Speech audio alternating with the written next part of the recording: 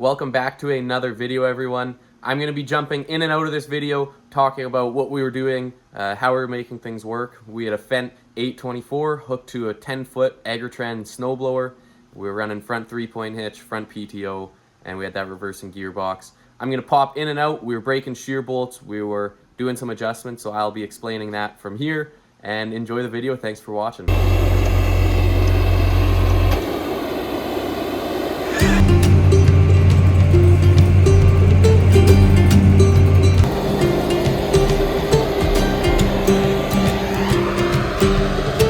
Little deep.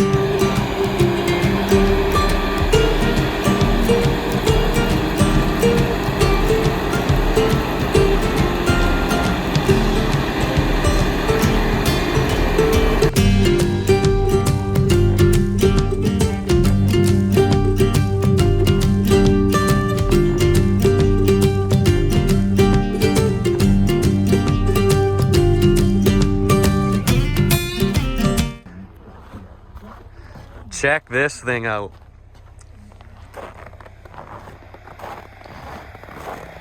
This is a big 120-inch double auger snowblower. And hooked right here is your reversing gearbox, so we can run it on a front 3-point hitch. Partly cloudy and foggy again. There is so much snow out here. Wow. And it's nice and frosty too. The trees and bushes look so cool. Just gonna be hooking this Agrotrend snowblower up. There's the tractor right there, an 824 Fendt with a front PTO and front 3-point.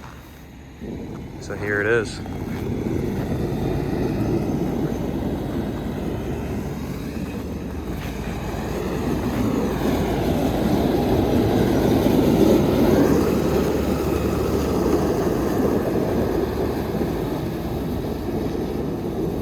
So then in order to get that front PTO shaft to fit between the reversing gearbox and the front of that Fendt tractor where that PTO shaft comes out on the front PTO, we actually had to take about 1 inch off of that PTO shaft. So we split the PTO shaft, cut about 1 inch off the one side, 1 inch off the other side, 1 inch off both sides of the shield. That way everything was still kind of factory how it was supposed to be, but just 1 inch shorter.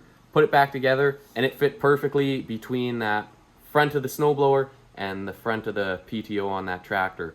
And then so on a tractor, the front PTO, it spins the opposite way, so that's why that reversing gearbox is so important on that Agrotrend. We took the cap off the one shaft that was coming out of the gearbox and we switched them. So on that gearbox, one of those shafts, it spins everything this way, so that was if it would be hooked up to the back of your tractor and you're backing into snow and using that as a snowblower. Then you take that cap, go onto that other shaft, and it spins the gearbox the opposite way and allows us to hook up to the front 3-point hitch and front PTO and run that tractor. So we just had to do a little bit of switching and swapping, and we were back in business and blowing snow. We got the snowblower all hooked up.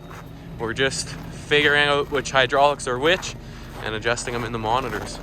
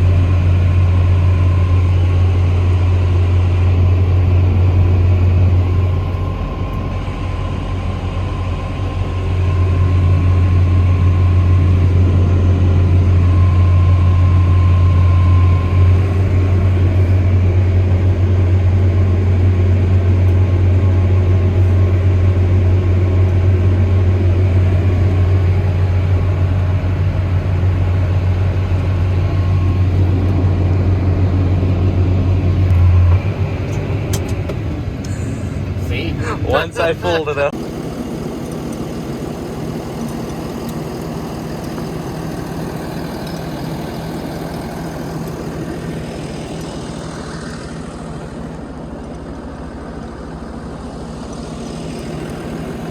So yeah, we were busting lots of shear bolts, and we were adjusting everything from transmission slip to RPMs. We were trying to figure out what worked and what didn't work.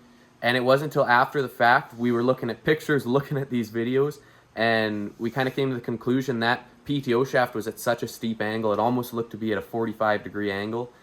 So we had to get that snowblower from sitting on its heels a little bit, in a sense, and switch it back up to being kind of on its toes, but you don't want it to be digging in and biting too much.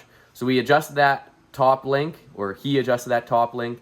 After that, it's been working good. We were also trying to turn off that front axle suspension, that way decrease that angle even more, but I believe on those 800s, once it senses movement, it starts to inflate again, I guess, put that front axle suspension back into suspension.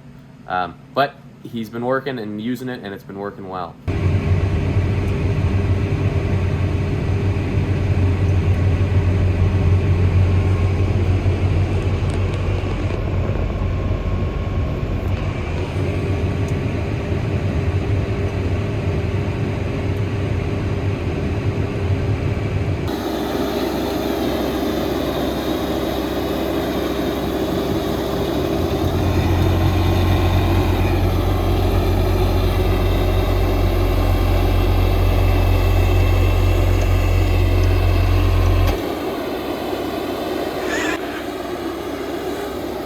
Once I step out to get the video,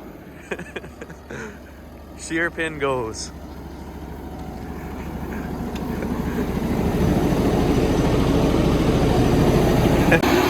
Firing her up again.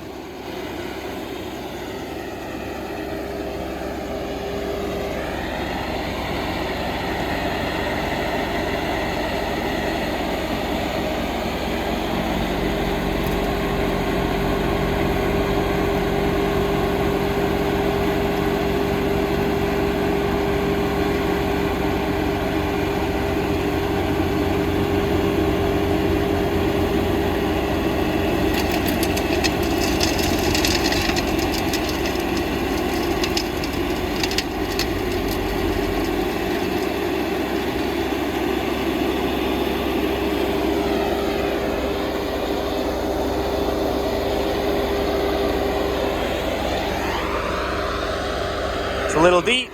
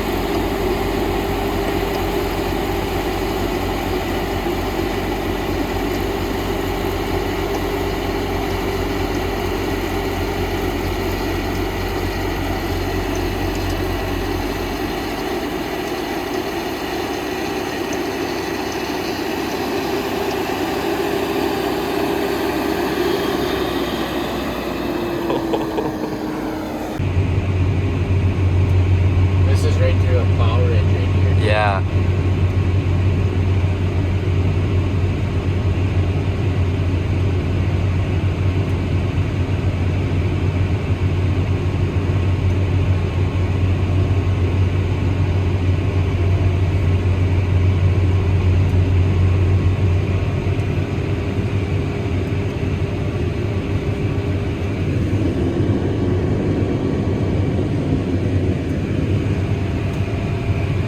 So his final settings that we're working for him, he's running with TMS, so that's turned on. He's running in his tractor, he's running 0% transmission slip, as well as he's running 1030 on his front PTO RPM. So whatever the engine RPM is at, he's wanting the 1030 on his PTO. So that's going to be it for today's video. I hope you enjoyed it. If you did, please leave a like and hit that subscribe button down below. We'll see you in the next one.